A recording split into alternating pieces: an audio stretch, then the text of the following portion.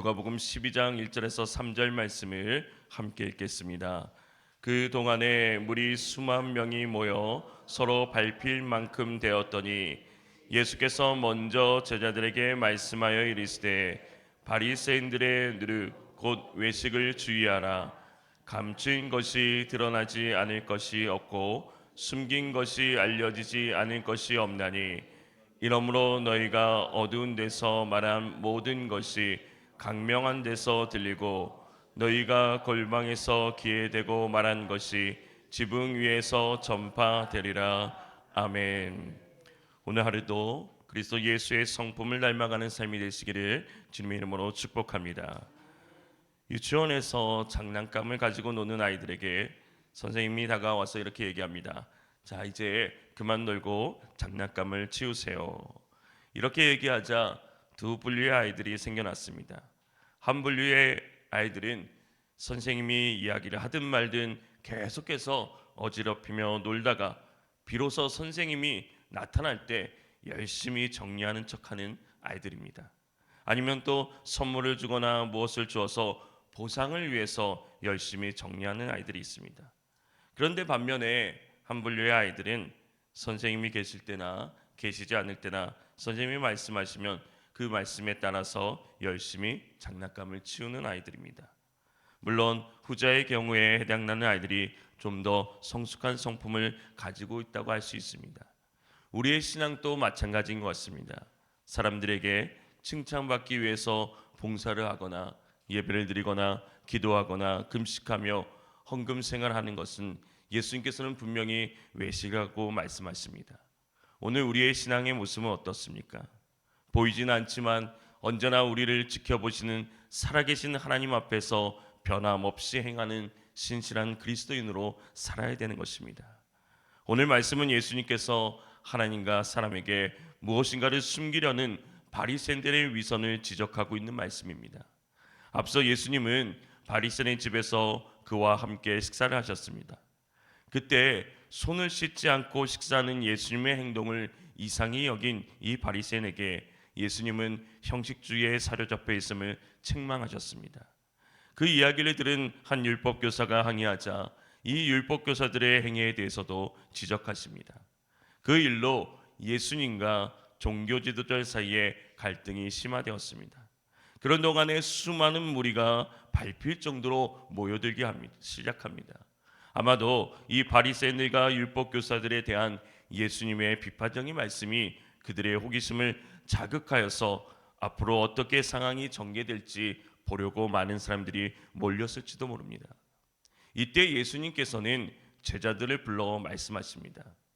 제자들에게 예수님은 무엇을 주의하라고 말씀하십니까? 오늘 우리가 함께 읽은 1절 말씀에 보면 그동안엔 수많은 사람들이 모여서 서로 밟힐 만큼 되었더니 예수께서 먼저 제자들에게 말씀하여 이르시되 바리새인들의 누룩 곧 외식을 주의하라고 말합니다. 제자들에게 주의하라고 말씀하십니다.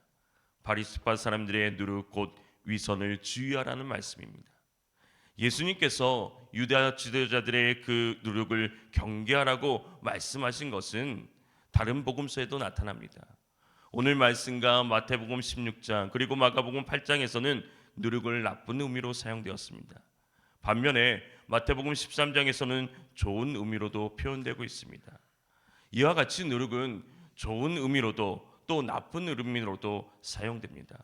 이것은 누룩이 가져오는 파급적인 효과에 대한 은유적인 표현으로 사용하기에 적절하기 때문입니다. 외식의 본로적인 의미는 배우, 각색이라는 뜻입니다. 그래서 이 의미에서 위선이라는 말이 생겨났습니다. 고대 그리스 시대의 배우들이 연극을 할 때 얼굴에 가면을 쓰고 했던 것에서 유래가 되었습니다. 이와 같이 배우가 가면을 쓰고 연극을 하듯 겉이 다르고 속 다른 이중적인 자가 외식한 자라는 것입니다. 이 위선은 바리새인들의 모습을 한마디로 지박한 것이라고 볼 수 있습니다. 이러한 위선의 파급적인 효과는 사람들을 부정하게 합니다. 그리고 사람들이 구원의 길로 가지 못하도록 방해하였습니다. 지금 예수님께서는 누룩이라는 말을 이 바리새인들이 행하고 있는 모든 위선적인 행동과 동격으로 사용하여 말씀하십니다. 바리새인들의 위선을 상징하는데 누룩이 대표적인 그 대표적인 특징이 있다는 것입니다. 누룩의 특징이 무엇입니까? 첫 번째는 부패입니다. 당시의 유대인들은 그들의 주식이 빵이었기 때문에 이 누룩은 그들에게 매우 친숙했습니다. 그런데 누룩을 섞은 이 반죽이 오래되면 그 반죽은 부패하여서 나쁜 냄새를 내며 썩게 됩니다. 이러한 누룩의 부패성은 바리새인들의 위선을 방치하면 모든 사람들까지도 부패시키는 것을 상징하고 있습니다. 두 번째는 파급적인 효과입니다. 적은 누룩이 온 반죽을 부풀게 하는 것처럼 바리새인들의 위선은 주위에 있는 모든 사람들에게 신속하게 파급될 수 있다는 것입니다. 그리고 누룩은 겉으로는 쉽게 구별되지 않지만은 열을 가하면 결국 드러나는 속성을 가지고 있습니다. 그래서 이어지는 2절 말씀에도 바리새인들이 아무리 겉으로 자신을 위장할지라도 마지막 때에는 그들의 죄악이 드러날 것이라는 것을 상징하고 있습니다. 이처럼 누룩은 빵 사이에 효모가 발효시키게 함으로써 가스가 생겨 그 빵을 부풀게 하는 역할을 합니다. 이와 같이 영적으로도 가장하고 그럴듯하게 포장하는 자들이 바리새인이기에 주님은 그들을 주의하라고 말씀하십니다. 이것이 곧 바리새인의 누룩이고 외식인 것입니다. 물론 이 말씀이 우리의 속을 언제나 가감없이 내보여야 한다는 뜻은 아닙니다. 외식을 바리새인들의 누룩이라고 부르신 것으로 보아 종교적인 가면을 벗으라는 것입니다. 이기적이고 교만한 내면을 감추고 겉으로는 신앙이 좋은 척 하나님께 예배하는 척하지 말라는 것입니다. 예수님이 이와 같이 겉과 속이 다른 위선적인 모습이 바리새인들의 치명적인 영적인 문제임을 지적하셨습니다. 본 모습은 숨긴 채 자기의 가장된 모습을 드러내는 위선적인 행동을 가리키는 것으로 누룩을 비유하여 말씀하십니다. 이렇게 예수님께서 제자들에게 바리새인들의 외식을 주의하라고 한 이유가 무엇이겠습니까? 바리새인들의 외식을 주의하라는 경고로서 교훈을 시작하신 예수님께서는 바리새인들이 저희들이 결국에는 모두 드러나게 된다는 것을 발시시키십니다.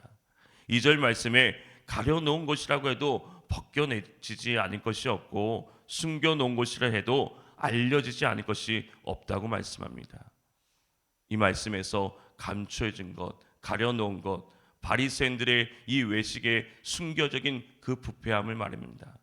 덮어버리는 것을 말합니다. 대충 덮는 것이 아니라 모든 것을 완벽하게, 더 나아가 이미 온전히 완전히 덮여있는 상태를 말합니다. 예수님께서는 이 바리새인들의 위선을 매우 철저한 위장으로 표현하여 말씀하십니다.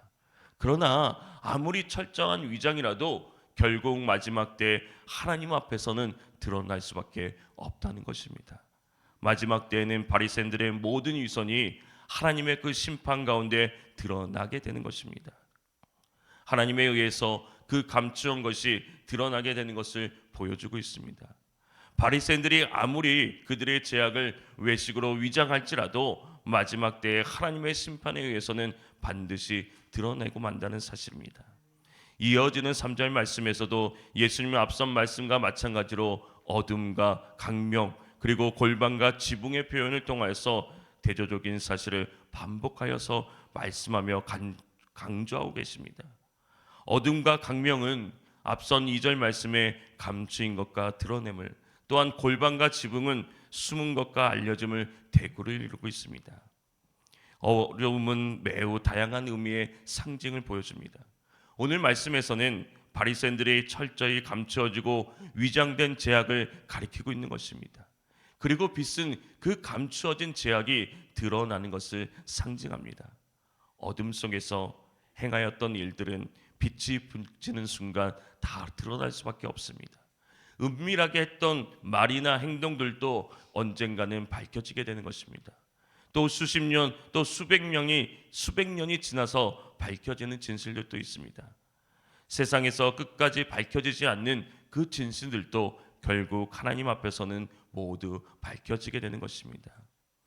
그래서 이어지는 말씀에 골방, 그 골방이라는 것은 당시 곡물이나 비밀리에 간직되어야 할 보물을 보관했던 창고였습니다. 근데 이 의미에서 발전되어서 개인적인 용도나 또 비밀스러운 화합을 위해서 함께 모였던 차단된 그런 막혀진 방이었습니다. 이런 곳에서 함께 모여 비밀스러운 모이나 생각을 나누었다는 것입니다. 그런데 대조적인 그 말씀의 지붕은 당시 유대인들의 그 지붕이 평평하였습니다. 특별한 날에는 사람들이 모이는 장소로 사용하거나 하나님께 예배하는 장소였습니다. 그런 지붕에서 외치게 되면 사람들이 다 들을 수밖에 없습니다. 골방에서 길을 대고 속삭이듯이 말하지만 지붕에 있는 모든 사람들이 다 들을 만한 큰 소리로 외치는 것으로 바뀐다는 것입니다.